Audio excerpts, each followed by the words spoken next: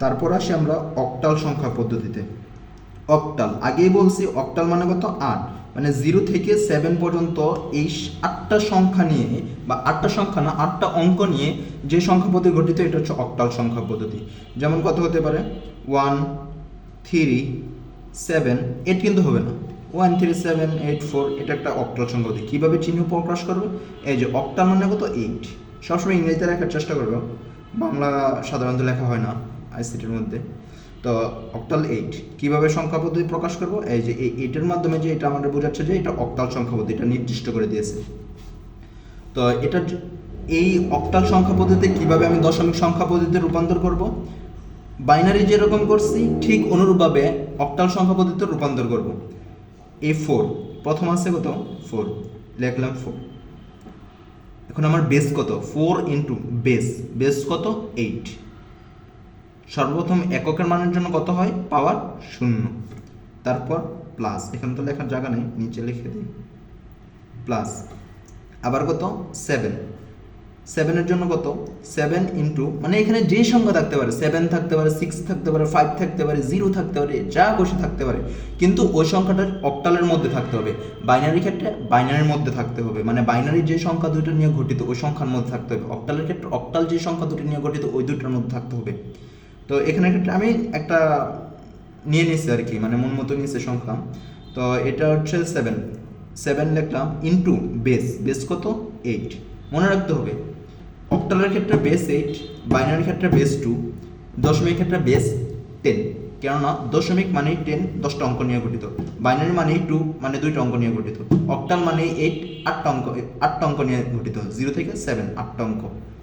তো পাওয়ার দেই, 0 দিলাম, এখানে হচ্ছে 1 প্লাস এটার জন্য 3 ইন্টু বেস কত? 8, 0 1 2 প্লাস এটার জন্য 1 ইন্টু বেস কত? 8, 0 1 2 3। এখন যদি যোগ করি তাহলে আমরা কাঙ্ক্ষিত ফলাফলটা পেয়ে যাব। ওই ফলাফলটা থাকবে আমার দশমিক পদ্ধতিতে। তারপর আমরা আস্তে আস্তে দেখাবো দশমিক থেকে কীভাবে অক্টালে যায়, অক্টাল থেকে কীভাবে বাইনারিতে যায়, অথবা দশমিক থেকে কীভাবে বাইনারি যায়, এগুলো দেখাবো। তারপর এখানে আসি আমরা হেক্সাডেসিমেল।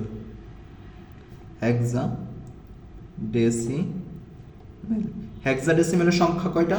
16টা। কি কি? এ থেকে এফ পর্যন্ত এবং 0 থেকে 9 পর্যন্ত। হেক্সাডেসিমেলের সংখ্যা প্রকাশ করা হয় কিভাবে? এই বেসের ক্ষেত্রে 16 দিয়ে লেখা হয়।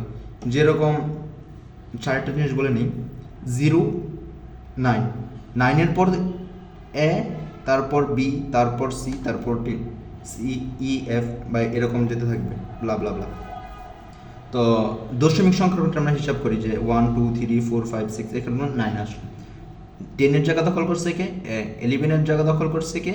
বি। 12-এর জায়গা দখল করছে সি, ব্লা ব্লা ব্লা ব্লা। এফ-এর জায়গা দখল করছে কি? 16 বা 16, এরকম হিসাব করে দেখতে পাবো। তো আসি আমরা একটা সংখ্যা নিই, যেরকম 2 3 7 8 একটা সংখ্যা নিলাম।